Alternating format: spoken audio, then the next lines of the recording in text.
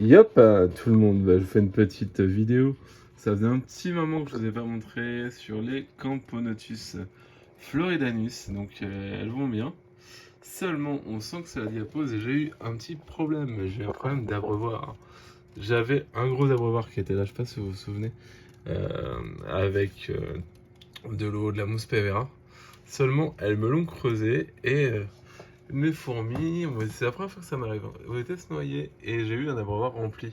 Quand je dis rempli, c'est rempli de haut en bas de fourmis, mais noyées. Donc j'en ai sauvé une petite centaine, on va dire, mais j'ai eu énormément de pertes à cause de cette erreur. J'aurais jamais cru avoir un souci avec effectivement un abreuvoir à cause de ça. Voilà. Donc j'en profite pour faire une vidéo. Oh, la reine dit, je tombe pile poil dessus. Ou c'est un majeur? Non, c'est la reine. Vous pouvez la voir là. Et j'ai du bol, on tombe de suite dessus. Voilà.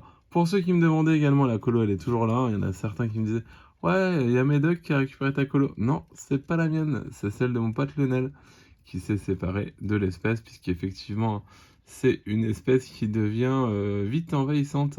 Voilà. Donc elle se développe bien, hein, pas de soucis. Elles m'ont vachement nettoyé le nid, vous allez voir. Il n'y a plus quasiment plus aucun déchet à l'intérieur. Mais bon, j'ai quand même perdu.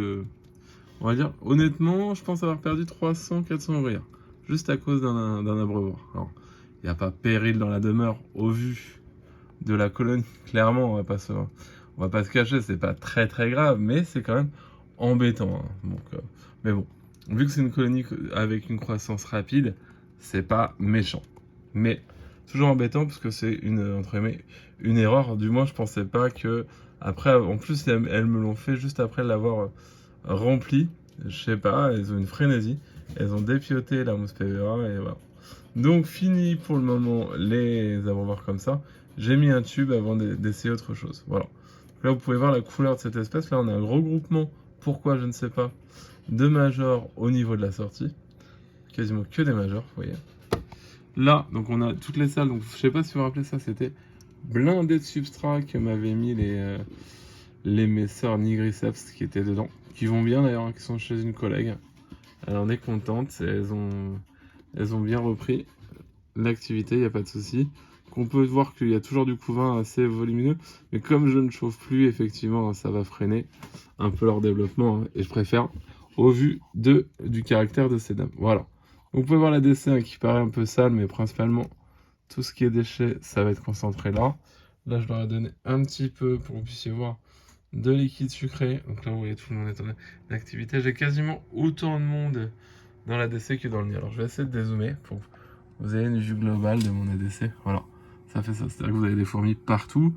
Et la particularité de cette espèce, c'est qu'effectivement, elle mord fortement et assez douloureusement, hein, puisque dès qu'on a une ouvrière qui chope un doigt, tout de suite, ça fait mal. Ça mord, ça s'arrête pas. Alors, je vais prendre tous les risques pour vous. Essayer de me faire choper par un majeur. Et voilà, ça y est. C'est la fin du monde. Lui, il va plus me lâcher. Après, vous allez voir, ça cherche tout le temps à mordre. Et hop, lui, il va pas, regarde. Hop, il cherche pas à comprendre. Il mord, voilà, c'est une espèce horrible.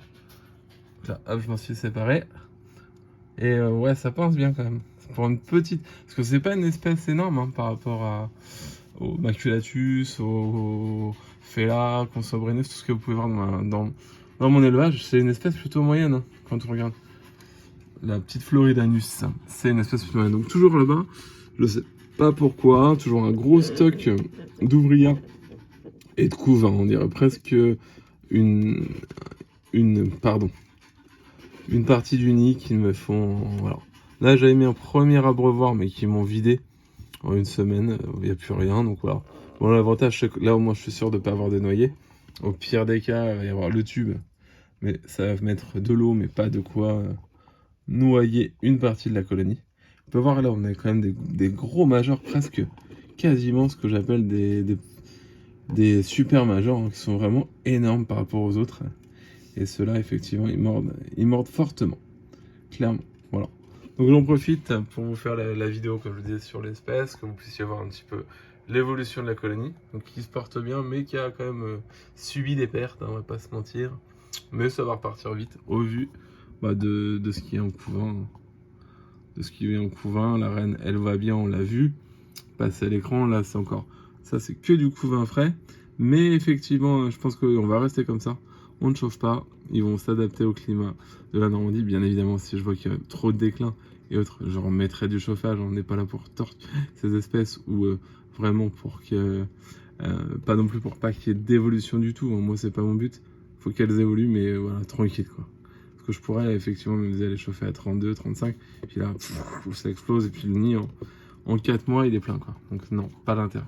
Voilà. Donc petite vidéo. Donc pour le maintien, donc, je le répète, hein, parce qu'on l'avait demandé. Cette espèce-là, pas d'humidité. Donc vraiment, là, le nid est sec. Un abreuvoir, elle gère l'humidité. Donc là, en l'occurrence, elles ont des tubes. Nourri, ça mange de tout. Ça adore les protéines. Donc ça peut être insectes, souris, vers de vase, n'importe quoi. Ça le mange. Liquide sucre aussi. Prévoir un bon anti-évasion, parce que ça passe facilement.